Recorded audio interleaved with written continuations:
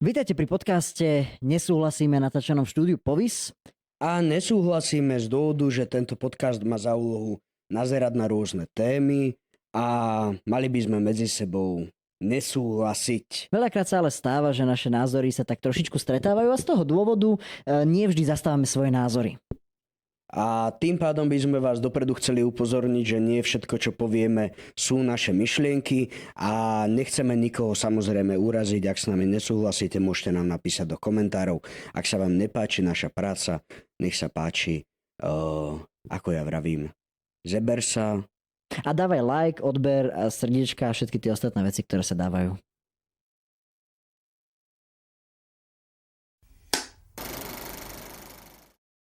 Ahojte, vitajte. Môžeš pozdraviť, ak chceš. Čau. Dnes sme sa rozhodli byť trošičku viac oproti sebe, aby sa nám lepšie rozprávalo, ale neviem, ako to dnes pôjde. Nebudeme to zdržovať, rovno pôjdeme na našu tému. A našou dnešnou témou... Škoda. Som myslel, že ako kamaráta, Škoda.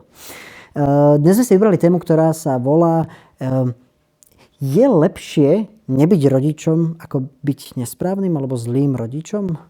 A keď zlý rodič... si nesúhlasím s týmto názvom témy. Tak povedz. Ja nechcem vymýšľať názov témy, iba že toto nie je správny názov témy, i keď dobre opisuje to, čo chceme povedať. Ach, tak to rozumiem. Lebo predsa len ako všeobecne nazývať niečo nesprávneho rodiča, tiež stavať to do toho, že A to je práve to, o čom sa treba rozprávať. Chcel som práve rozobrať ten názov. Rovno na začiatok som chcel rozobrať ten názov. A tak to robíme. Toho celého to práve robíme. Dobre si začal. Čo z toho poskladáme? Že ono samozrejme z nášho pohľadu niekoho nazvať zlým rodičom je pokrytecké do istej miery, ale skôr tým zlým rodičom, aby sme tomu porozumeli, myslíme s najväčšou pravdepodobnosťou rodiča, ktorý nie je prítomný zámerne v živote toho dieťaťa nejakým takým spôsobom.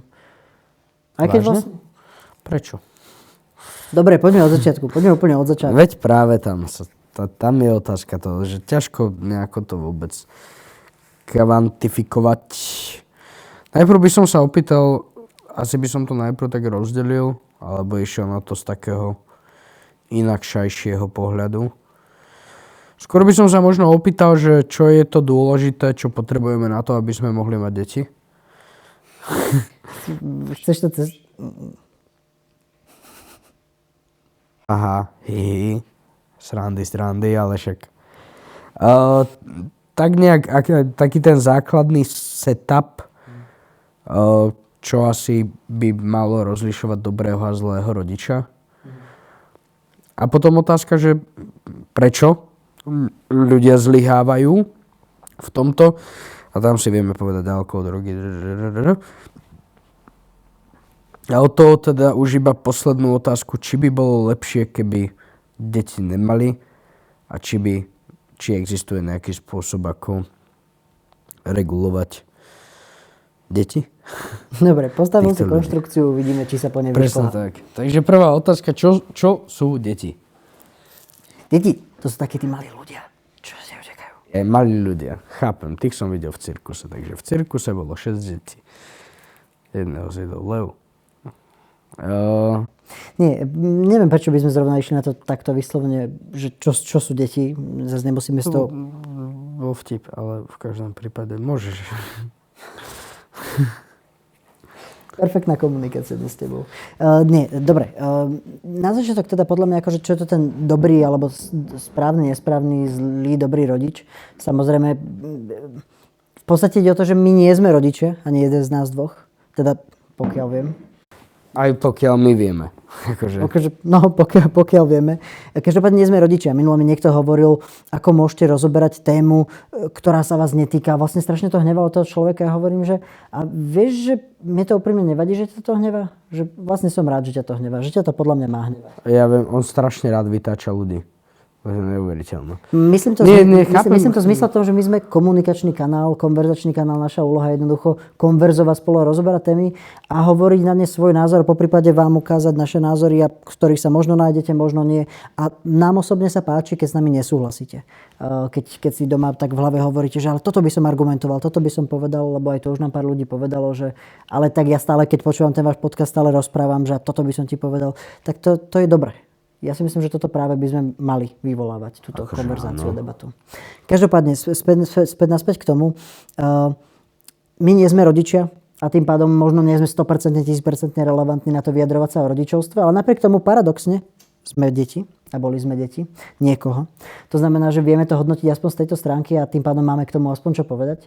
Ja osobne si myslím, že zlí rodičia sú práve takí, ktorí ti neprinášajú do života naozaj nič pozitívne v rámci tvojej výchovy a nie sú schopní ako keby ti zadovážiť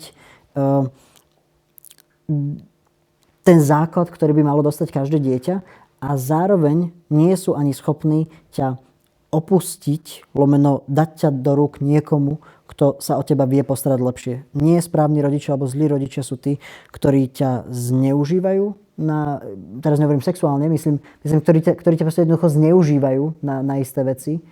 A Nejak to tak nejak všeobecne hovoríš a vôbec toho neviem, ako si predstaviť toho zlého rodiča. Nevieš, ako si predstaviť zlého rodiča z toho, čo rozprávam? Áno. Lebo napríklad dal si, že čo ti nedávajú niečo pozitívne. Ale však veľa zlých rodičov ti dá niečo pozitívne. No hovorím nič pozitívne, ešte ako by nedajú nič pozitívne. Myslím tým, dajme tomu, že sú rodičia, ktorí jednoducho ako keby ťa vychovávajú prísnejším spôsobom, ale nenazval by som toho človeka, že je zlým rodičom. To by som si nedovolil. Používa prísnejší spôsob výchovy, ale podľa mňa nie je zlý. A myslím si, že ten prísnejší spôsob výchovy ti dáva niečo do budúcna, do života. Ten človek to myslí, má robiť s dobrým zámerom a tak ďalej. Zaujíma sa, stará sa. Ja si myslím, že zlý Dobrý zámer je jedna z najhorších vecí, ktoré som kedy videl. Je to možné, ale osobne si myslím, že zlý rodič je ten, ktorý jednoducho Nemá dobrý zámer. Áno, nechová sa ako keby s tým dobrým zámerom voči tebe. Lebo ako keby podľa mňa dobrý rodič je ten, ktorý robí všetko s dobrým zámerom voči tebe. To, či sa to vždy podarí, alebo alebo vedeli nie, by to je sme druhá určiť, vec. že ako náhle nemá dobrý zámer, tak je to akože defaultne zlé. Potom samozrejme sú aj rodičia, ktorí majú dobrý zámer a zlyhali. Alebo teda Vieš, ale môžeš im to dávať za vinu? Ja si myslím, že nie. Ja si myslím, že áno. Tak trestáme aj šoférov autonehody. Vieš, akože, Ktorí za to nemôžu, to tým chceš povedať. ktorí za to nemôžu, no. Že to nebolo úmyselné. Sadol do toho auta. Áno, rozumiem. Sadol do toho auta, vedel, že je to x-tonová železná vec, ktorú on bude rýchlosťou x poháňať po ceste prvej triedy. To boli všetko informácie, ktoré ten človek mal. Alebo že najebaný sedol za volant, alebo whatever. Keď si dáme príklad akýkoľvek, v každom prípade ten človek šlapol do toho auta a tým pádom, keď v ňom niečo vyvolá, je to jeho chyba. Nemal sadnúť do toho auta, vedel to. A rovnako aj toto je pri deťoch, vieš, akože samozrejme sú ľudia, ktorí otehotnejú len tak. Sú ľudia ako napríklad na Slovensku alebo v Poľsku, ktorí by si to dieťa radi nechali vziať, aby nevychovali dieťa, ktoré skončí na tom zle, ale nemôžu. Je veľa takýchto prípadov, ale v každom prípade ako ja by som stále bol zástancom toho, že by to malo byť dávané za vinu rodičom.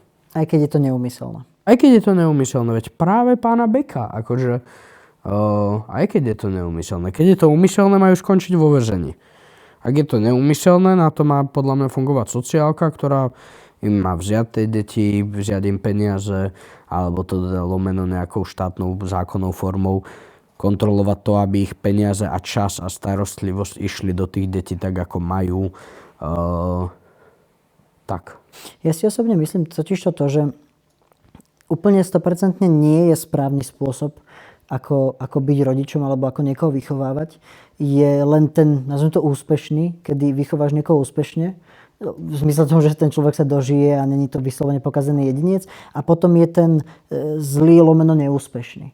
Ale nemyslím si osobne, že existuje vyslovene niečo ako že dobrý rodič. Pretože každý má iný štýl, inú metódu výchovy, iný prístup k tomu. Každý ti dáva niečo iné a hlavne každý rodič ťa vychováva nejako inak. To je prvá časť. To druhá časť je toho, že väčšina z tých rodičov, vieš, nemáš na to 100% návod. Sú dnes už knihy, ktoré ti k tomu pomáhajú, a kedysi bývali knihy, ktoré ti k tomu pomáhajú, rady, tipy, triky od starých materí. Ale koniec koncov neexistuje podľa mňa úplne 100% nejaký ten správny. Kto má na to ten patent? S tým samozrejme súhlasím, že neexistuje nič ako defaultný stav najlepšej výchovy na celom svete. Ale predsa sa stále môžeme baviť, že existujú vraj rodičia, ktorí svojim deťom ukázali lásku. Vieš, že, a tam už vieme nakročiť, že čo asi bude prvým správnym krokom k výchove dieťaťa, vieš, že, a keď to tak poviem, vieš, že aj sa často na Slovensku používa táto, že kto má na to návod vychovávať deti. Na jednej strane áno, fakt, že neviem, ako to robiť najlepšie, ale vrátiť sa v piatok z krčmy z borovičky a zbiť svoju ženu a svoje deti, nepotrebuješ knihu, aby si vedel, že to nie je dobrý nápad. To už je to zlé, to nesprávne. Keď som bol pri borovičke, na zdravie, priatelia.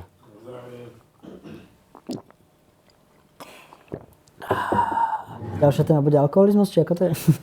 Nie, to je na hrdlo, je chorý. Nie som chorý, mám rád borovičku. Robí som na Slováka. Týmto som to vykontroloval, takže úplná pôvoda. Aj vykontroloval.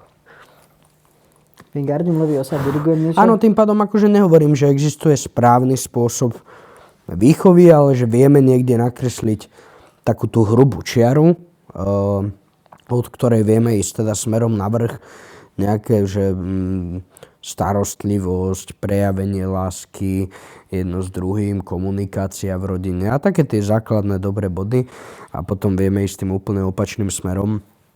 Osobne som ja prišiel na to, že to prejavenie tej lásky je že extrémne dôležité. Ja som to dlho vôbec nevedel. Ja mám osobne, preto som to aj spomenul, takú tichú myšlienku, že vlastne si myslím, že o nič viac nejde. Že mám až dokonca taký jemný pocit, že o nič viac nejde, a chcel som to dokonca povedať, ale už sme tu spomínali jedného nášho kamaráta, ktorý skončil nešťastne, ako mohol. A tej lásky dostával. To bol možno druhý extrém, neviem. Hej, ale s veľmi podobnou ale je to myšlienkou som sa veľká pohľadal. časť podľa mňa toho, čo robí dobrou výchovou, je láska, prejavovanie lásky, a už všimol som si, že v istom veku, hlavne pri chlapcoch, to už rodičom príde niekedy také divné. Áno, ale vieš, že im tú lásku. Dať bosk na čelo, objať. Myslím si, že vo všeobecnosti my muži ako keby od istého veku sú nám, že vo všeobecnosti sme, myslím, že presným príkladom toho, keď sme na rodinnej oslave a začne sa objímať a my stojíme v rohu s takým, že nie. A zase ja sa rád objímem, pokiaľ majú peňaženku v zadnom vrecku. Nie, ja som, ty vieš, ja som vždy chcel mať deti čo najskôr. Ja som bol taký, že chcem, ja som sa do toho strašne ponáhľal. A v jednom bode som si zrazu uvedomil jednu strašne dôležitú vec. Že ja som vždy bol taký, že chcel som sa naučiť toto, aby som to naučil svoje deti. A chcel som, aby boli takýto a toto ich naučím a tieto. Tak som sa vedel strašne veľa vecí. Bol som, že chcem im ponúknuť všetky tie veci. A potom som zrazu uvedomil, že už viem dostatok vecí, ktoré si myslím, že toto by som chcel naučiť svoje deti. A došlo mi, že kamarát, ale vôbec, že ich neviem naučiť lásku.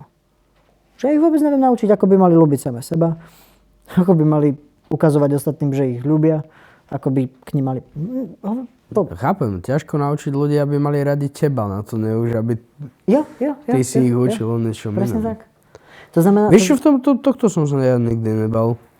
Jahej, takže som si povedal, že najprv sa to chcem naučiť, najprv chcem vedieť, ako... Ja som láskyplný človek. Často bezhraničný. Pozor. Ja nehovorím o tom, ako cítiť lásku, ja hovorím o tom, ako ju prejavovať tak, aby si druhých ľudí nezraňoval, aby to pochopili, aby to prijali, aby to cítili. Ale prosím ťa, aj to tvoje decko, jak mu vysvetlí, že sa láska prejavuje, tak sa láska prejavuje. Prídem a medzi dverami zakričím: Boris, mám ťa rád. A on bude vedieť, že ho mám rád, aj keby je to chujovina. No a toto je problém. Potom si ten človek nájde partnera, ten príde domov a povie: ahoj miláčik, ako sa máš? A on bude, ty ma neľúbiš, ty na mňa neučíš. Spokojne, budem mať ženu, ktorá na ho bude šepkať. A v pondelok ho zbijem a v útorok ho vyobímam. Akože vieš, že sranda, ale v každom prípade vieš človeku aj... tohto by som sa nebal, lebo ty to dieťa formuješ a keď vieš, že je to dôležitá vec, ak si sa dostal do toho bodu zamyslenia sa nad tým, že láska je dôležitá, tak si myslím, že je najmenší problém vychovať tvoje dieťa k tomu a ono už si zistí tie jemné nuancy, že každý má lásku nejako inak, ale veci ako objatie, pusinka na čelo a pohľadkanie po hlave predsa musia byť istým spôsobom univerzálne a jedným spôsobom ty vieš naučiť tvoje dieťa, akú lásku má v budúcnosti vyhľadávať. To je jedna vec.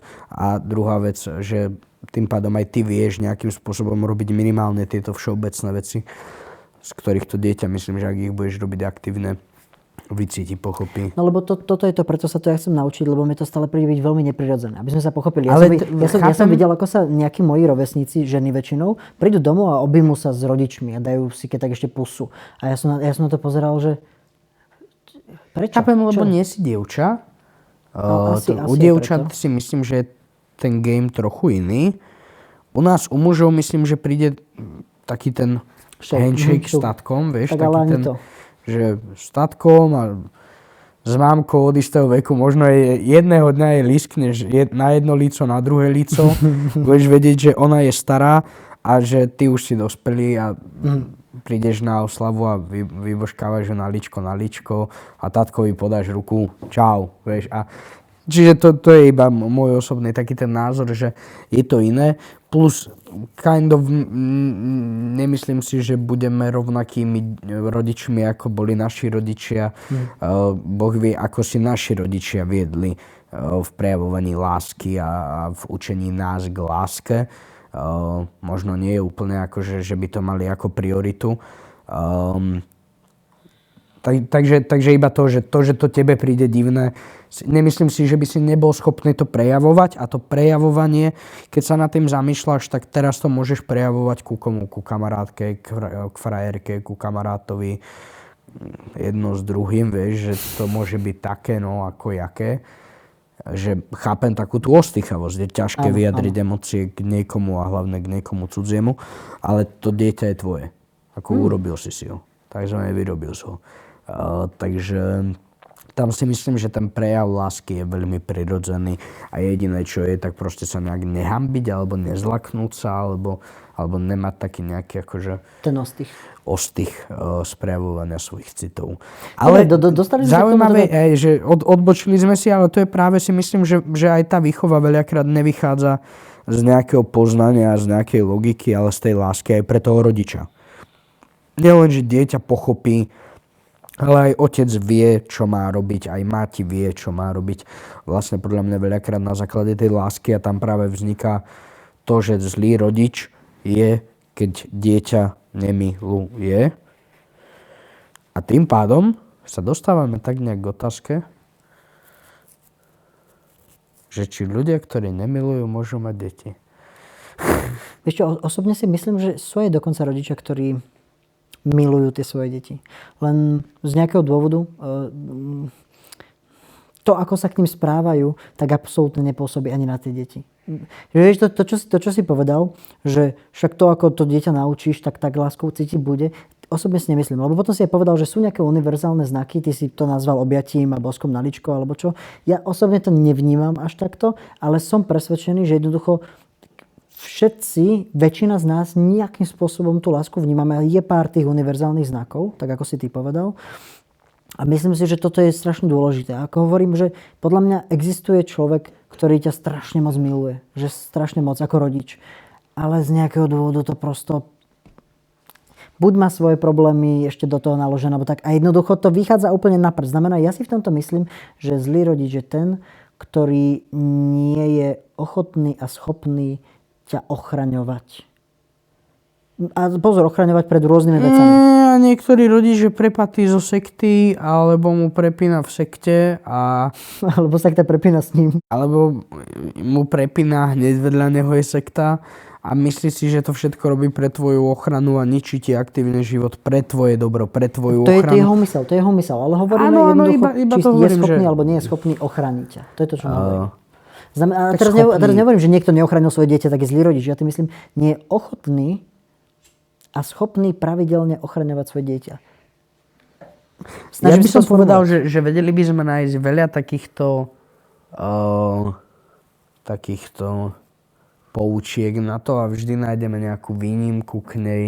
Že ale takí existujú, ktorí tamto... No ja sa to snažím sformulovať spolu s tebou, že spolu na to prídeme. Ja nahodím, ty vyhodíš. Viac menej viem, že nenájdeme taký ten presný, preto už bol aj problém nejako pomenovať tento podcast pre mňa, lebo viem, že nenájdeme nejakú presnú definíciu, vieme len tak nejak akože si určiť, že správny rodič je ten, ktorý chce pre svoje dieťa to lepšie a je ochotný preto niečo urobiť.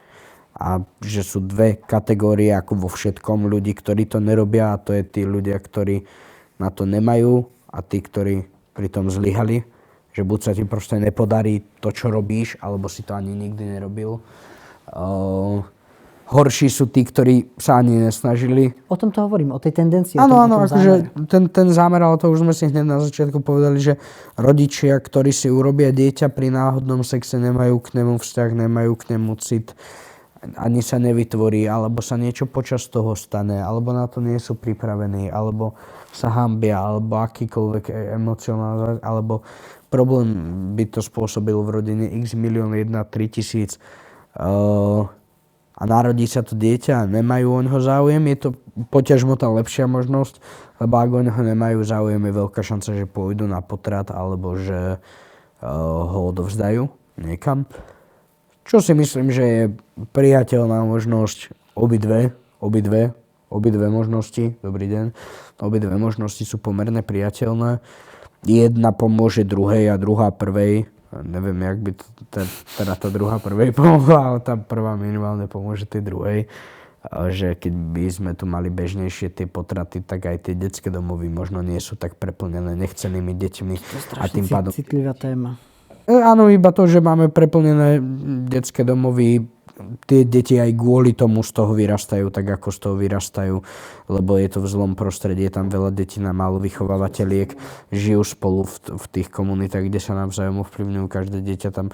Ale aj to, že tá vychovávateľka nemá šancu strážiť 6 detí, 12 detí, tak ako mama, ktorá má 2 deti doma. Čiže to je to, že ako náhle by bolo menej nechcených detí na tomto svete. A vieš, že takto ide 100%, keď to tak poviem, že 100% nechcených detí ide do detského domova, ten je plný a tým pádom tam to nefunguje tak efektívne, ako by mohlo. Nehovorím, že je to najlepší systém aj tak, ale na druhú stranu, keby tí rodičia majú naozaj bezpečné, lebo dnes už na to existuje tabletka, nemusíš operáciu a vybavené. A keby ľudia majú bezpečnú medicínsky spôsob, ako to vyriešiť, mohli by byť tie detské domovy prázdnejšie, fungovať lepšie. A tak. Nemyslíš si, že by bolo možno lepšie viac sa práve zamerať na vylepšenie toho systému, na sfunkčnenie toho systému? Akože keď sa o tom, chceme sa baviť o tak absurdnej veci. Ja mám fantasy rád ho čítam, ale je to nedosiahnuteľná vec. Lebo nastáva tam zo pár komplikovaných vecí. Za prvé, že nemáme tu toľko pedagógov, tak dobre vyštudovaných, není v tom toľko peňazí, aby mohli byť dosť veľké budovy s dosť veľa ľuďmi dobre zariadenými. Zároveň stále ti to nenahradí ten reálny pocit. Zároveň plus stále žiješ v kolektíve veľkom ľudí tej istej generácie, čiže spolu ste náchylnejší robiť tie veci rôzneho typu, čo prichádzajú s vekom, ako keď si proste sám, alebo ste dvaja doma, alebo hocičo.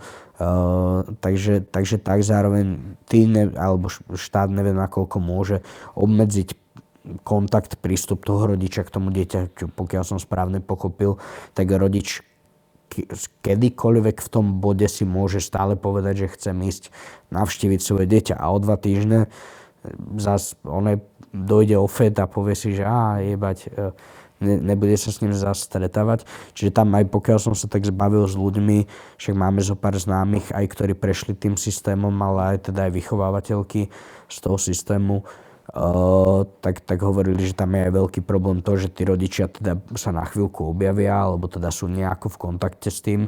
Čiže tie deti vidia, ale hlavne vidia to, ako vieš, že ak aj by to v tom systéme nebolo underground a nebolo divoké, tak sa tam raz za čas objaví niekde ten niekoho rodič, ktorý zrazu príde, vyzerá jak feťak, vyzerá jak alkáč, nemá peniaze, sú si viac menej všetci spoločensky vedomí, že oni sú deťmi tých ľudí, v istom veku si to uvedomia, čo dodáva tiež takúto undergroundovú patinu na to.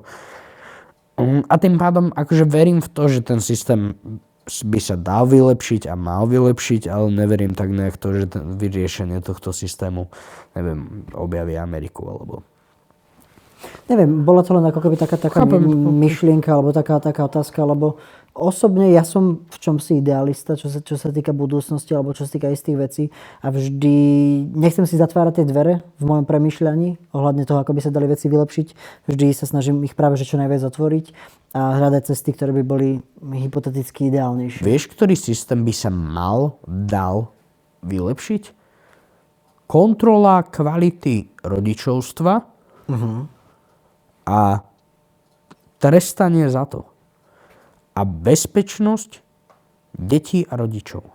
Vieš čo, ale Kamaríde, tieto tri veci, keby sa že vylepšia, tu máš že normálne Amsterdam. Ale to je pozor, len, že toto je práve ako keby veľmi citlivý systém na napadnutie v zmysle tom, že ako keby tie stanovy, lomno tie nejaké kvóty, ktoré by sa tam nastavovali, by s najväčšou pravdepodobnosťou boli ovplyvňované dobou, alebo vždy tým mainstreamom, cudzým slovom, teda vždy tým hlavným prúdom, ktorý momentálne vedie. Čo v preklade znamená, že prenesme sa napríklad do tej Ameriky, ja to naozaj zbagatelizujem, do tej Ameriky, kde jednoducho máš takých tých mileniálskych rodičov, ktorí ako keby sú takí veľmi a teraz, neviem, napríklad, že urobia zo svojho malého dieťaťa vegána. To naozaj, že... Áno, a práve proti týmto... No a to je to, čo práve hovorím, že ten systém by bol viac menej citlivý tým hlavným prúdom. A ak ten hlavný prúd je práve, že poďme robiť zo svojich detí vegánov, tak viac menej bude trestať tých ľudí, ktorí budú svojim... Ja hovorím, bagatelizujem to, ale bude ako keby trestať deti, lomeno rodičov, ktorí budú dávať mäso svojim deťom. Znamená, že ten systém je podľa mňa veľmi krehký týmto spôsobom. To si myslím. Nie. Lebo sa na to pozeráš ako na politické rozhodnutie, neviem prečo. Neúplne nie. Áno, úplne áno. Ako na politické rozhodnutie, že sa to ovplyvňuje nejakým mainstreamom spoločenským, politickým. V realite by nastavovanie tohto systému bolo a malo byť ovplyvnené iba mainstreamom vedeckým, čiže by to bolo ovplyvnené, koľko mäsa má momentálne v tomto roku, koľko je dohodnuté. Sú tento rok vajca zdravé, alebo majú príliš veľa cholesterolu? Vie to niekto? Na tie vajíčka, stále neviem. Ale to je práve to, že podľa mňa iba tento mainstream by to využívalo. Vedecký mainstream v tomto. A že by napríklad bol kontrolór toho, že dieťa musí zjesť dosť zeleniny, dosť mäsa, dosť ovocia, čiže by bolo možné... hovoríš len o tých ako keby faktických veciach. Nie, tak ale napríklad áno, že keby má dieťa povinnú v škole, napríklad každomesačnú prehliadku v trenírkach pred doktorom, v súkromí samozrejme, kde sa pozrie, či dieťa na sebe nemá modriny, či nemá nejaké jazvy, popáleniny od cigariet. Už len to, že proste, že to dieťa, ak je bité a dáva si rolák do školy, tak na to nikto nemusí prísť celú základnú školu, ak by raz mesačne bola všeobecná kontrola. A nehovorím o tom, to dieťa môže mať plesnivé pety, zarytým nechet. Dobre, ale rozumiem, ale hovoríš o faktických veciach. Ja som myslel, že to myslíš všeobecne na rodičovstvo, lebo áno, ako keby nazvime to polovica, neviem koľko percent, ale dajme tomu polovica, je to fyzické, je to faktické, ako sa staráš to dieťa. Druhá polovica, ktorú sme rozoberali, je práve ako keby tá emocionálna stránka, ktorá je veľmi dôležitá. Aj to je veľmi jednoduchá súčasť nejakej kontroly. Aj keby, že má dieťa každý mesiac napísať v škole počas jednej 45 minútovky prácu, ako sa cíti. ako sa má na jednu stranu. Pekné. Je to pekné, je to normálne, dieťa to vezme úplne v pohode, napísal som škajsa, bude rado. Boli sme so psíkom vonku a tak ďalej. Ale boli sme so psíkom vonku, alebo som smutná, lebo tatko kričal na maminku, alebo som zmetený, stratený. Včera v noci sa mi zdal strašný sen, že neviem, mačka mu trhlo hlavy. Akože, že veľa toho vie detský psychológ, ktorého aj tak väčšina škôl má, a ten jeden, ak by mala jedna škola jedného psychológa, tak akože raz... V tomto tá psychológia on to v podstate neexaktná veda. Neviem, či si spomínaš na ten príbeh, či si o ňom, myslím, že si ho počul, ten príbeh o tom, že viac menej psychológovia sa nechali zavrieť do liečebne, jednoducho pre psychicky chorých ľudí. S tým, že ale následne ich tam najprv odtiaľ nechceli pustiť, potom ich pustili. Ale viac menej o čo ide, oni ich ako keby chybne diagnostikovali. Nikto nezistil, že oni sú v poriadku. Oni jednoducho prišli a nikto nezistil, že oni sú zdraví. A následne potom, ako keby keď sa prevalil tento škandál, že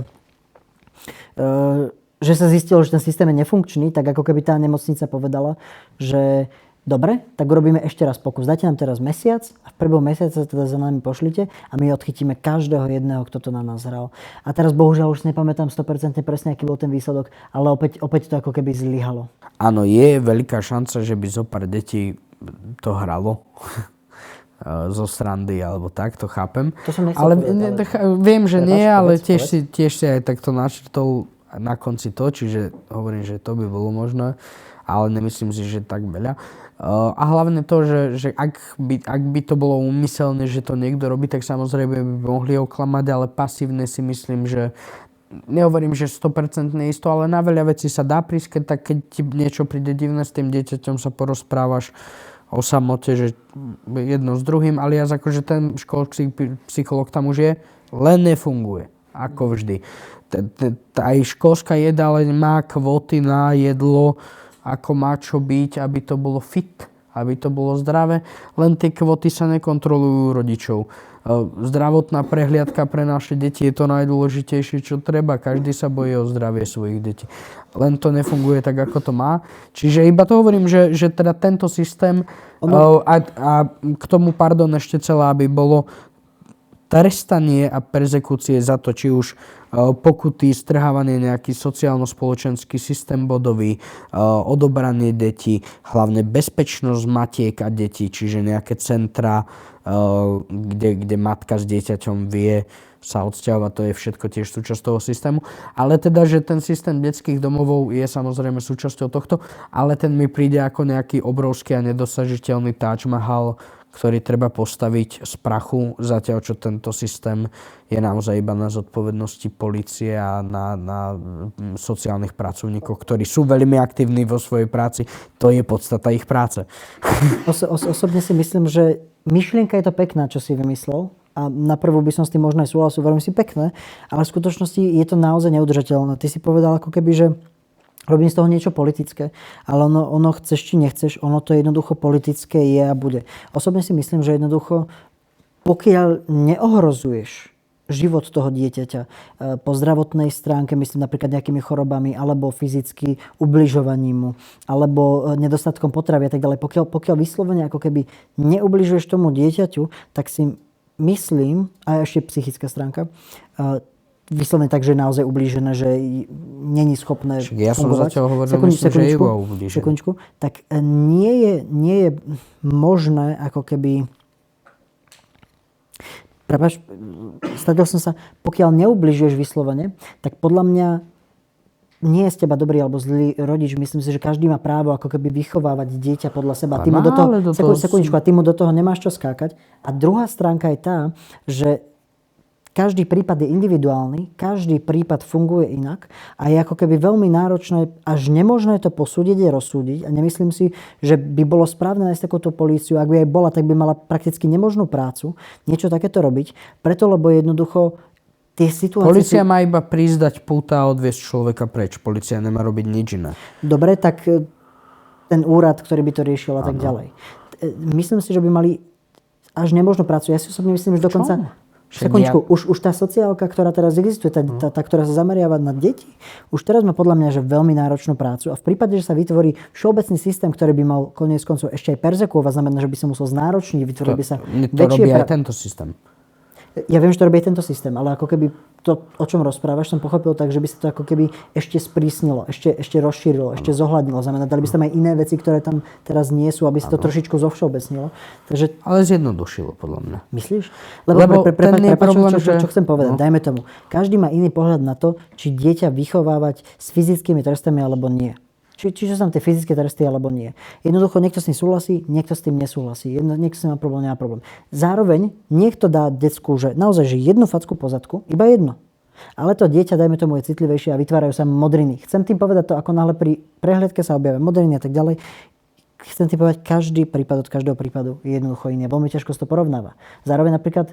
Hovoríš, že majú právo, nemajú právo. Ak by sa rozhodlo zákonom, tak proste zajtra to právo mať nebudú. A nech by ten rodič ako veľmi chcel zbyť to dieťa, tak proste nebude mať právo. A zákon má právo ti hovoriť, či môžeš alebo nemôžeš niekoho napadnúť. Nebol by to kontroverzný zákon hovoriaci ti o tom, že nemôžeš niekoho napadnúť. No nebol. Akože zákon ti hovorí zrovna o takýchto veciach.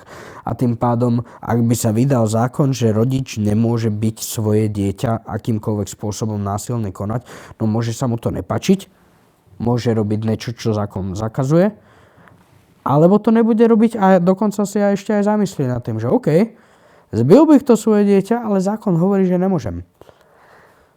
Ak by to zistili susedia, ja by som mal problém, to dieťa by mi potom vzali, alebo by som mal ďalšie problémy. Ja to dieťa mám rád, len ma nasralo. Boha! A chcel som povedať, že... Ale ja som práve nehovoril dobre to násilie na deťoch.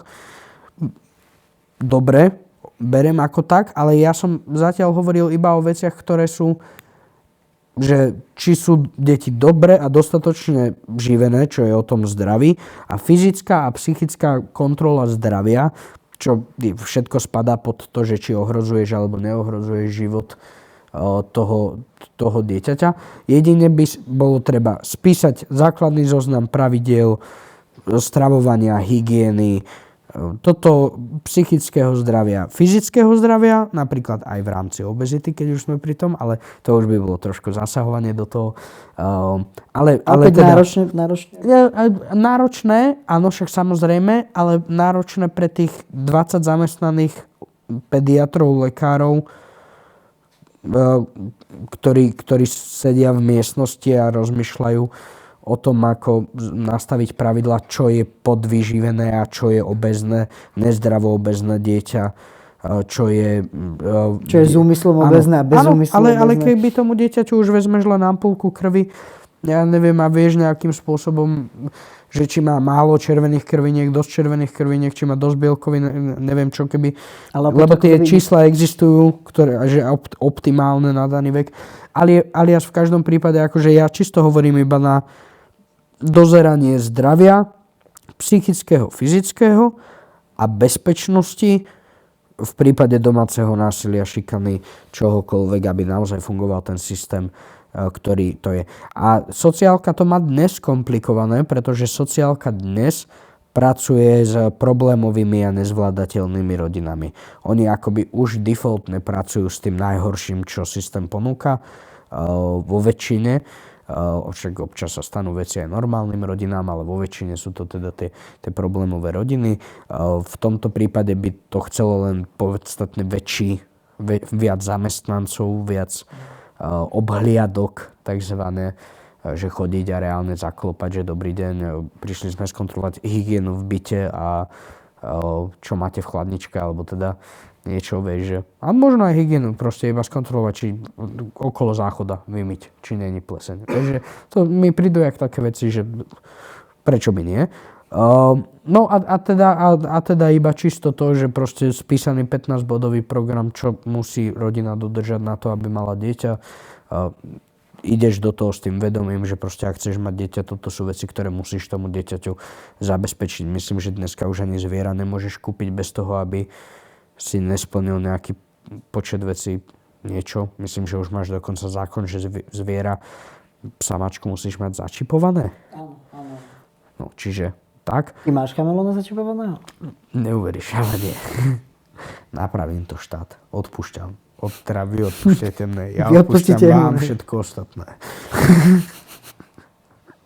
Nechcú byť veľkorysí. Budem veľké rysy. Stále mám pocit, že to predstavuješ ako hurvínek válku. Rozumiem tomu. Ja si to nepredstavujem ako hurvinek válku, predstavujem si to ako veľký komplikovaný vec, ktorá sa dá dosiahnuť. Prekopať systém detských domovov mi príde ako veľká vec, ktorá sa nedá dosiahnuť. Áno? Vždy to bude čo? Vždy to bude intrak pre deti rôznych vekových kategórií, zmiešaných dokopy, bez dozoru reálnych rodičov, bez dozoru reálnej lásky, reálnej kontroly, širšej rodiny aj ako supportérov. Akože... No, na tomto sa asi obaja určite zhodneme, že tá neprítomnosť tých rodičov a tej rodiny je určite není úplne v poriadku, není to úplne dobré pre toho jedinca.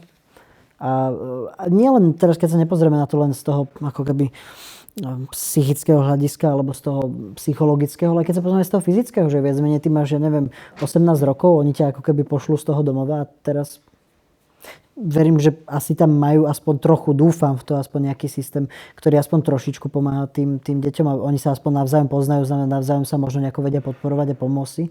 Ale napriek tomu verím, že to je veľmi náročné. Tým netvrdím, že väčšina ľudí, keď v 18 vyjde z domu, tak má od tých rodičov nejaký byt, alebo tak nie, to som tým nechcel povedať. Nie, ale myslím, že štatistiky to hovoria a nechcem klamať o číslach, takže poviem iba, že drvivá väčšina bezdomovcov vyšli z detských domovov. Áno? Aspoň na Slovensku teda. To som nevedel. Na Slovensku, že drvivá väčšina sú z detských domovov. Čiže ako máme dokázané, že ten systém je otrasný. A však aj čo sme my poznali ľudí, ten systém je otrasný. Decko v 18 dostane pár tisíc eur. Áno. Keď vyjdeš z detského domova, ja neviem, 1800-2000 eur dostaneš do ruky, že na nájom, aby si našiel robotu a ďalej platil nájom sám. Lenže ty si 18-ročné decko, ktoré prvýkrát v živote má peniaze, takže si kúpiš iPhone. Na druhý deň máš iPhone, povieš si, však ja si na druhý deň nájdem robotu a potom si nájdem bývanie. Zistíš, že potrebuješ depozit zaplatiť jedno s druhým, že elektrinu, plyn, internet, tam potrebuješ madrac na dlažku. Zistil, že potrebuješ na to 4000, tých 1800 ty bolo na vysokú piču. A tak na vysokej piči odchodíš celý život na ulici. Čiže no akože mne to príde tak, jak dokurvený systém, že ja už ani nemám nádej v to, že by to nejakým spôsobom mohlo fungovať.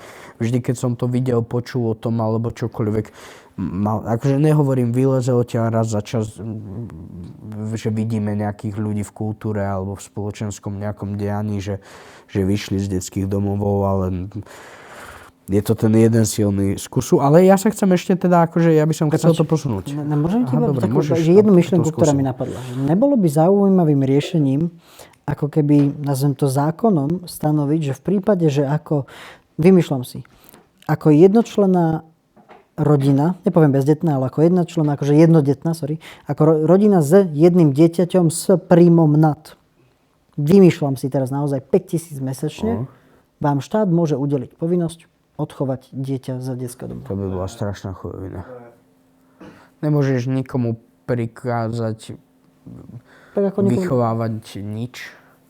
Ja viem, že samozrejme to není dobré pre tých rodičov a tak ďalej, ale... Nebolo by to dosiahnuteľné, zároveň ty akoby vystavuješ ich dieťa istému riziku, vystavuješ ich istej povinnosti. Prečo? Za čo? Prečo potom majú bývať u teba v krajine? Prečo potom majú toľko zarábať? Prečo majú mať jedno dieťa? Vyserú sa nad teba, keď im príde prvá upomienka, že dáme vám Róma z Rimavskej Soboty a večer jak budeš šukať. A večer bude, že to zvýši populáciu krajiny. Jo, ak je to, čo chceš, mať viac ľudí, aby si mal viac problém s tým. Ne, potrebuješ mať viac ľudí v krajine. Takže populácia nám ide veľa, my potrebujeme viac. Ale keď nás bude viac, bude vzrastať aj to číslo nechcených detí, len počet domov, ktoré sa používajú na Slovensku ako detské domovy, nevzrastie. Pozri sa, Chápeš, že všetky čísla idú a detské domovy... Ono to ako keby bola len blbá myšlienka, ale v princípe o čom išlo, ako keby nájsť ten spôsob, ako motivovať ľudí. To môže byť aj finančné odmeny. Ja som len flochol niečo, čo mi napadlo na prvú, ale... Ja si myslím, že existujú spôsoby, ako nájsť tú to motiváciu, nájsť tie motivácie, aby jednoducho boli ľudia, ktorí budú ochotní... Áno, len ich nie je toľko. A ten systém im to sťažuje. Ten systém im to sťažuje, ale je systém profesionálnych rodičov, ktorí si vezmú dobrovoľné dieťa z detského domovu, dostávajú za to peniaze. Veľakrát je to, že nie je to adopcia, iba že sa o ňo starajú. Veľakrát je to, že či už keď je veľmi malé dieťa, alebo tak, že na nejakú krátku dobu sa o neho postarajú a potom sa to dieťa vráti naspäť do toho systému, alebo myslím, že aj keď je nejako ťažšie choré. Funguje to nejako a dávajú sa za to nejaké peniaze, len sú to vyslovené, že drobné. Takže keby je to dobre platené, možno to ľudia robia. Boh vie. Ale tiež je to taký, že... No je tam možno skôr vytvorenie náhradných rodín. Nejde o to podľa mňa niekomu šupnúť na 2 mesiace. To je horšie ako nič. Myslím si, že práve toto, vieš, že pol roka budeš tu, potom ťa presunieme na pol roka tam, potom možno 3 roky skončíš tam a to je podľa mňa horšie. Skôr nájsť Áno, ale to sa nedá, vieš, že... Možno nie, ja len špekulujem. Nie, tam ten systém je jediné v tom detskom domove niečo viac si ponúknuť, čiže potrebuješ veľa malých, pravdepodobne rozlúčených komunít, že keby postavíš, že kúpiš naprieč Slovenskom, ja neviem, 1000 rodinných domov a do každého ubytuješ na full 2 učiteľky a 5-6 detí. Možno. Za 100 rokov napríklad na Slovensku. Zaujímavá motivácia by napríklad bola urobiť vyslovene takúto zástavbu teda domov na viacerých miestach, čo nie je úplne ideálne, ale ale zástavba už ti nerieši problém. Následne ponúkaš mladým párom, ktorí ešte nemajú trvalé bydlisko, ponúkaš tento rodinný dom v prípade, že v ňom budú bývať a s domom dostanú aj dieťa. Motivácia. Čo? Dom. Spáliť ten dom? Nie, vieš. Keby mi povieš, že sa predáva štvrť, v ktorom sú ešte aj deti, vypalím to. To si ty? Ne. To hovoríš ako motiváciu. Koho by to do prdele motivovalo? Ja neviem. Čau ti môže... Neviem, choď do Rajky, choď do Rusoviec, do Senca, kdekoľvek. A budem sa tam pýtať, dobrý deň, nechcete vychovávať a platiť za cudzie dieťa? Dobrý deň, mám pre vás špeciál... Dobrý, my by sme si chceli kúpiť od vás dom. Samozrejme, máme ho za skvelú cenu, za 500 000. Perfektné, 500 000, to je skvelé. Aha, že zadarmo. To si ešte teraz pochopil. Že zadarmo, že nemusia platiť, ale budú vychovávať dieťa? Áno, podstata toho bola, že mladé páry, ktoré jednoducho začínajú spolu a nemajú žiadne bývanie, nemajú kde bývať, dostanú dom s povinnosťou platiť ten dom a tie deti budú... S povinnosťou platiť ten dom? Ne, blbosť hovorím, s povinnosťou bývať v tom dome, to som sa povedal. S povinnosťou bývať v tom dome, s tým ale, že ako keby s tým domom, poviem to tak, adoptujú dieťa. To je to, prečo, to je ako keby tá podmienka, vďaka ktorému dostávajú dom. A viac menej, je to mladá... Vieš, koľko by to vyšlo peňazí? Áno. Dom za dieťa. Áno. Ako viem, že za princeznu chodilo celé kráľovstvo, ale za normálne dieťa celý dom. Áno, je to veľa, ale zároveň ako keby, keď si odpočítaš od toho viac menej, že ten štát má tú vyživovací povinnosť voči tomu dieťaťu v prípade, že... Myslím si, že jednoducho, ak by sa našiel vhodný systém stavenia tých domov, to nemusia byť geniálne domy. Oni to nemusia byť... Papieru by boli fajn. Však áno, hlavne nech si niekto adoptuje to dieťa. Jedno, že tam umrznú cez zimu, alebo že im to pretečie, alebo že ich odpalí elektrina u nich v obývačke, zatiaľ čo budú pozerať telku. Prečo nie? Hlavne, že budú tak adoptované. Tak toto vôbec myslené nebolo. Že to budú lacné domy. Ale jednoducho, myslím si, že ak sa jednoducho... Ináč, ak ste niekto, že stavbár, architekt, niekto... Ozvite sa tej kontajnere, taký ten kontajnerový, potrebujem dom, ale veľký. Aký Veľký jak veľký. No, nebavme sa o tom, napíšte mi do komentárov alebo do osobných správ, že viete stavať kontajnery a ja sa vám ozvem. Ja som to minul videl, to viem Ďakujem postaviť. krásne. Inak jeden chalan v Čechách, ktorý má 16 rokov, to 3 roky stával od 16 do 19 a nám aj postavil si vlastný kontajnerový dom. Perfektný. A stáva ďalší. Tak sa neozývajte. Sa Neozvite ozveš sa tomu aj chalanovi. tak, ale keď to zvládne 16-ročný chalan, tak o to som A no je fakt, že 16-ročný chalan, ktorý bol 3 roky, že po škole vždy prišiel domov. Ja akože verím, že postaviť tie kontajnere by ešte ako tak šlo, ale už by som potreboval taký pomerne väčší. Tam už aj nejaká tá statika jedno s druhým, potreboval by som aj niečo v ňom, aby to nejako vyzeralo, nejako fungovalo, aby tam nejaké vlastnosti mal ten priestor a to nevymyslíš, keď akože vymyslíš, ale nie tak dobre ako študovaný človek. To je Ale veľmi bola zaujímavé. odbočka od témy. Že keď sme boli malí a deti sa ti smiali, že bývaš v kontajneri, tak si povedal, ne. A teraz naopak si, že ja chcem bývať v kontajneri. Sa ti to otočilo, hej? Jo. To je veľká pravda života. Každopádne, ako keby celý čas sa nejako dostávame, dospievame k tomu, Ako by štát zakazoval ľuďom mať sex. Lebo vlastne to je celá, preto mi vadila tá otázka, Sexuálna polícia. byť zlým rodičom alebo nebyť rodičom. No akože kto ťa zastaví a kto ti povie, či budeš zlým rodičom predtým, ako si rodičom. Že, akože, otázka ak nebola, nemáš či byť zlým alebo nebyť rodičom. Že, Tak tak mi a teraz prišla vyberte, buď položená. budete zlý rodič, alebo nebudete rodič. A ty si, že, Tak mi prišla položená, že vyber si. Budeš byť svoje dieťa, sa alebo to tá modrá nebudeš. červená pilulka, ty si taký, že... Mať dieťa. Nie, otázka je, že ako keby, či je lepšie, a viac menej v tomto sme ako keby možno sa nebavili na správnu tému, či je lepšie, či je lepšie ako keby rozhodnúť sa, nestarať sa o to dieťa, nemať to dieťa, buď tým nejakým potratom, alebo tým, že ho teda odovzdáš do tej... Ja to hovorím humana, je to humana, či humané oblečenie? Tak existujú budky Inkubátor. na Kramároch napríklad je taká budka, myslím, že aj na Antolskej, kde kedykoľvek môžeš prísť, tam kamery, dáš tam... Hniezdo záchrany. Tomu hovorím Hniezdo záchrany. humana inkubator tomu bojovej hovorím. ceny. Ale do humany sa hádže to oblečenie, nie? Asi áno. Vôbec neviem. Pardon. Čo ma desíš? Nepomýlte to, prosím. Nie, že náhodou niekto z vás strčí decka do toho kontajneru s humanou. No, chcem tým... A ono to tam má tú poistku, aby to bezdomovci nevyťahovali, takže... Veľa šťastia. Toto som vôbec sa nechcel k tomu dostať. Naspak k tomu, čo som hovoril. Jak na spak? Naspak, to je krásne slovo slovenské. Jaj. No...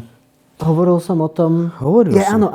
Že či teda je lepšie vzdať sa toho dieťaťa, či už potom, že ukončíš jeho život, nie sám v kuchyni, ale že ukončíš jeho život práve tou nejakým tým potratom asistovaným, alebo práve tým, že ho odvzdáš práve hniezdu záchrany alebo nejaké takéto organizácii. No keby si nebol na Slovensku, tak to nemusí byť asistovaný potrat a môžeš ísť proste normálne do lekárne, kde si kúpiš tabletku pre gnežo a si vypotretované. Pokiaľ viem, aj u nás sú tie tabletky, len ti to musí gynekolog predpísať. Nie, sú u nás, len sú nelegálne.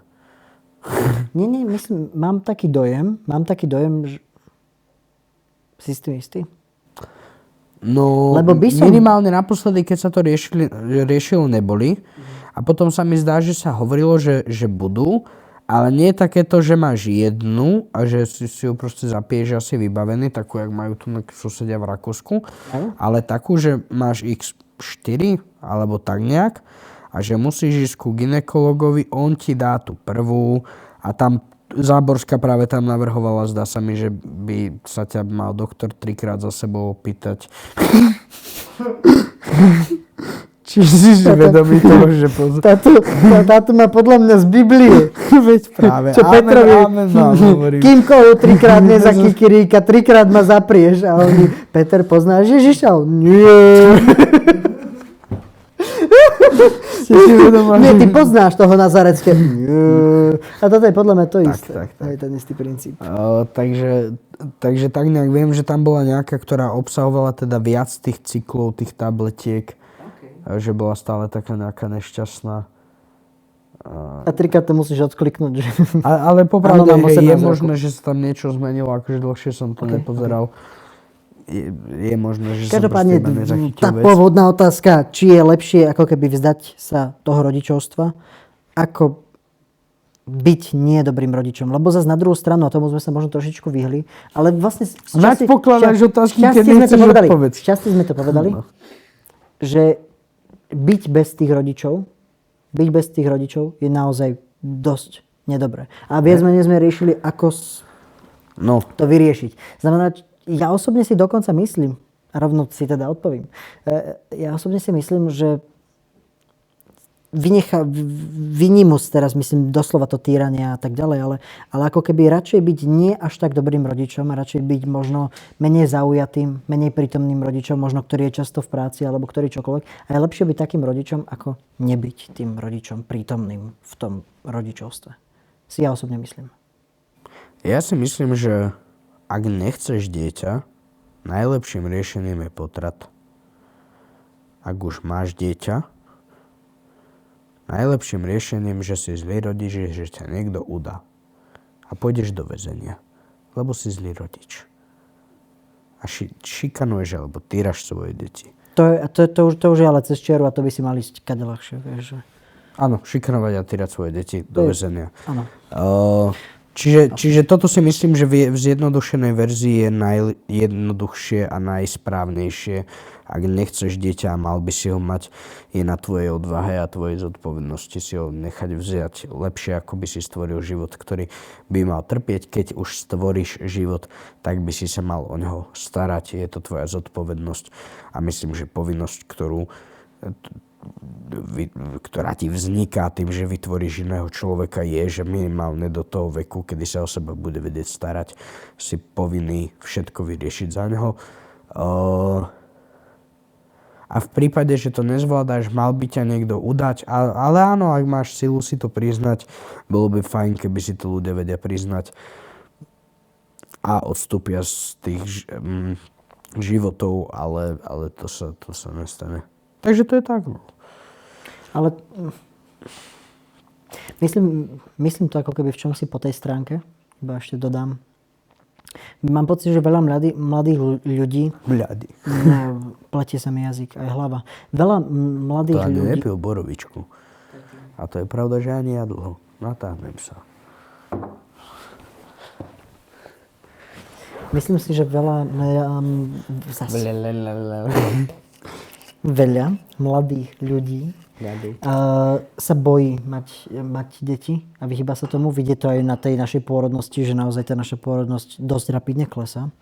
Myslím si, že mnohí to samozrejme hovoria, že to je presvedčenie alebo niečo v tom zmysle, že je to, že nechcem ho priviesť do tohto sveta, je nás tu veľa a podobné veci. Verím, že veľa ľudí aj je to presvedčenie. To sa nehádam, ale verím, že ako keby do veľkej miery je v tom strach. Pochopiteľne. A toto je jedna časť toho strachu, ktorú ako keby tak počúvam. Že ako keby, že nebudem dobrým rodičom, že tí ľudia si myslia, že nebudú dobrými rodičmi. Alebo napríklad ja osobne si myslím, že ak aj nedokážeš uchrániť svoje dieťa pred svetom, ktorý sa ti nepáči, tak je to tiež vlastne strach z toho, že nebudeš dobrým rodičom. Lebo osobne si myslím, že rodič, alebo človek, ktorý je presvedčený, že bude dobrým rodičom, je tak trochu, má tu nádej v sebe, alebo verí trošku v to, že ochráni to dieťa pred tým svetom, ktoré sa mu nepáči. Do veľkej miery, nehovorím 100%, to chápem. Myslím si. Podľa mňa to pramení v niečom inom a to v tom, že väčšina ľudí má pocit, že ich rodičia boli správni rodičia. A s chybami, ale správni rodičia a že aby boli dobrí rodičia, by mali byť ako oni. My žijeme trošku iný svet ako ktokoľvek, kedykoľvek pred nami. Máme svoje neduhy s telefónmi, mobilmi, taxikmi, tabletmi, všetkým možným horom dolom vo svete. A my sme najväčší pokrytci, čo vám robia večernú zábavu pre uši a oči. Jedine, že by ste to pozreli ráno. Ne, to nerobte. Halošek, my sa tu niekedy bavíme o veciach. Na ráno. Občas sa tu bavíme o veciach a to na ráno nepočúvate. Prečo by ste to ráno robili? No, v každom prípade Teraz si ma vytrel vlastné zmyšlenky, ale to nevadí. Čo som hovoril? Nie, to strašne moc dôležité si hovoril. Nie, musím si to pretočiť. Rozprával si niečo o rodičovstve, to bolo strašne moc dôležité. To je pomerne možné, že to bolo rodičovstvo. Nevadí. Prepáč, ale že vyfočalo mi to. vôbec. Som sa tak zabavil. Presne, to občas na človeka príde.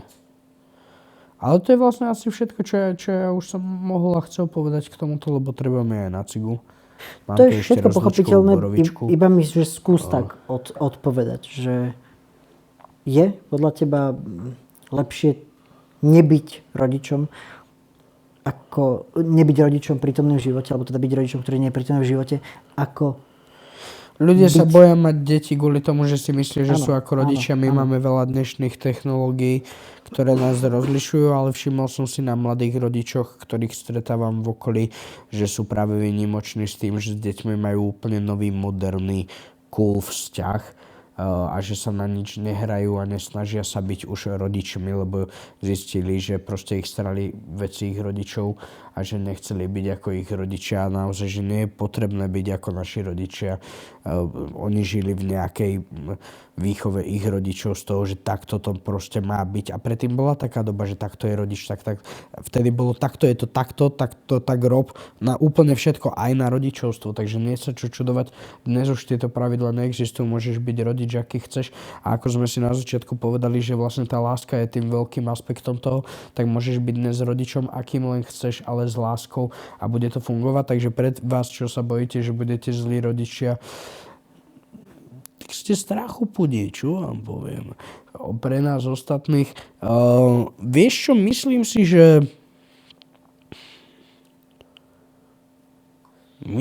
že lepšie je nebyť rodičom.